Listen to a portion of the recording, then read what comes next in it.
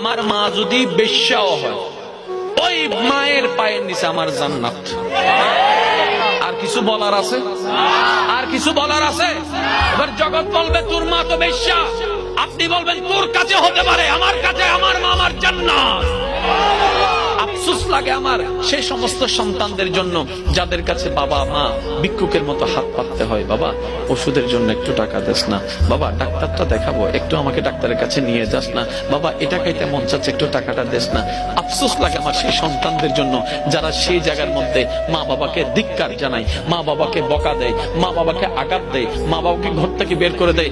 ভাই তুমি মা বাবাকে বের করে দাও নাই, তুমি তোমার জান্নাতের রাস্তাটাই বন্ধ করে দিয়েছো, জান্নাতের রাস্তায় বন্ধ করে দিয়েছো। জানো মাটাকে এই মায়ে বাবার যদি একটু মনটা খুশি হয়, জান্নাতে যাওয়ার 10,000 কোটি বছরের রাস্তাও যদি হয়, রব তোমার জন্য সেটা একদিনের রাস্তা বানাই দিবে।